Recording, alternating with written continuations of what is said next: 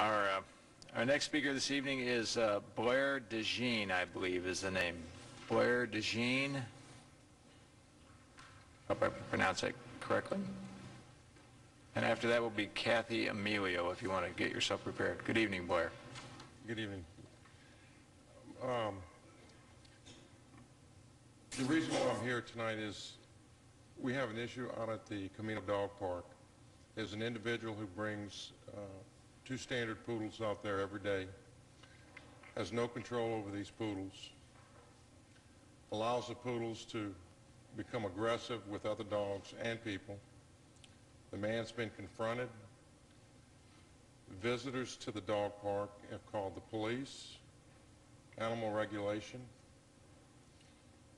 and also the Parks Division. And we can't seem to get any resolution of this man's dogs barred from this particular park. In addition to that, he's been confronted several times. The attitude that the man takes, he has no regard, no courtesy towards any of the other dog owners. And I'd like to see if the city can do something to enforce the codes of the park. The man never picks up after the dogs, and they're always out of control. And if the city doesn't do something about it relatively soon, something will happen at the park. Thank you. Thank you, Blair, for coming down and sharing that with us. I think there's some similar thoughts. Kathy Emilio, followed by Sarah Gray.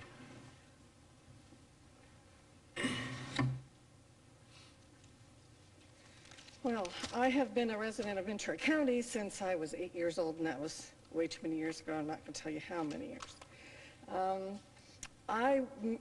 I married 4 years ago to Art Emilio. Some of you know him, and he would be here tonight, except he's doing my business plan, so I thought I got the better end of the deal. We bought a dog a year and a half ago, a puppy, a Labradoodle, and we couldn't wait to take her to the dog park when she'd had all of her shots. We live very close there. We don't have much of a backyard, so the first week I was there, I encountered this gentleman and his two poodles, and his dogs double-teamed my puppy.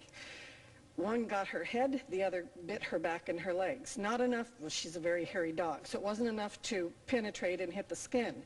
But it traumatized my dog. She wouldn't go back for a couple of weeks. Now, this park is a great park. It's a lot of fun. The people there are really honest and upright people. For example, Art was doing something, we missed his pocket. The wallet landed on the park bench. We left, went home. About an hour and a half later, he realized he didn't have his wallet. We went back. Same people were in the park. His wallet was in the same place it was. Everything's still in it. Really nice, honest people there.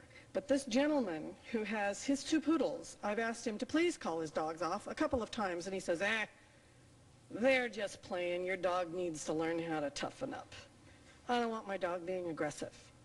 Your ordinances state that all dogs must be vaccinated for rabies, have a current animal license. No dog that is sick, in heat, aggressive, or has previously bitten any persons are permitted in the off-leash area.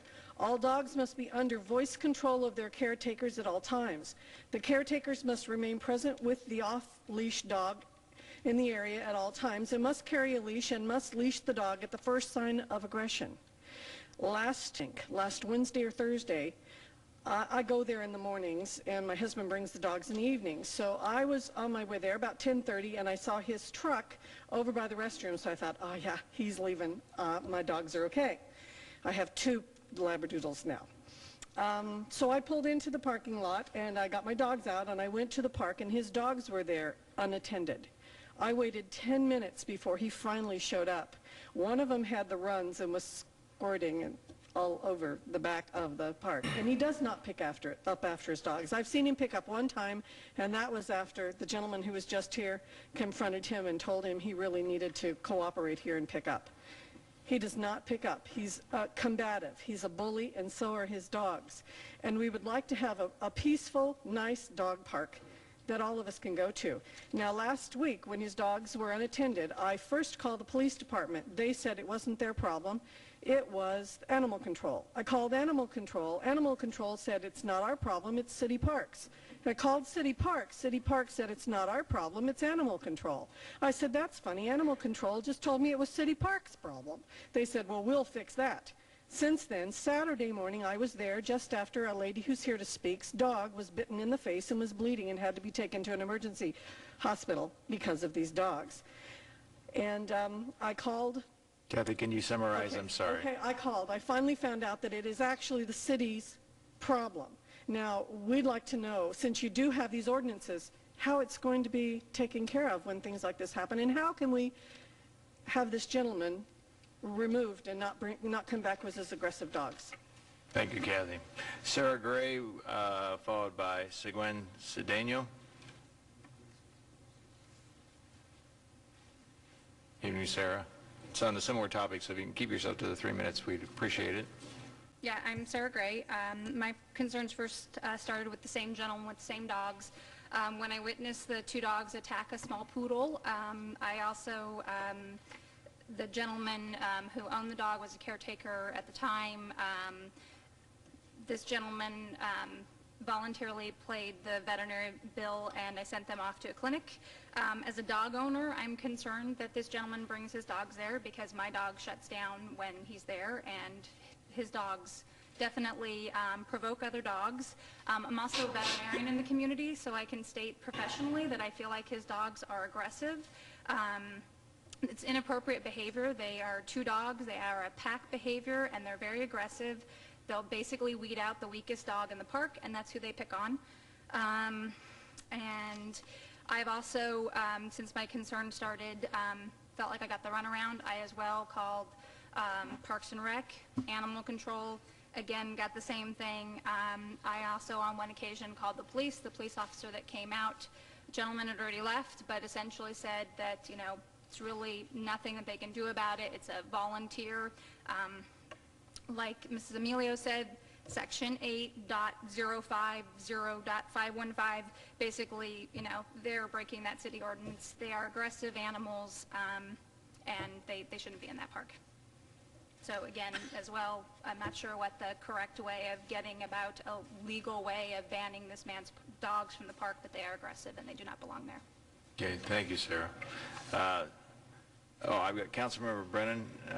It's okay, Mr. Mayor. I was just going to ask the folks, I know a couple years ago when we went down the road to start the dog parks, we had a group called Dog Owners Group.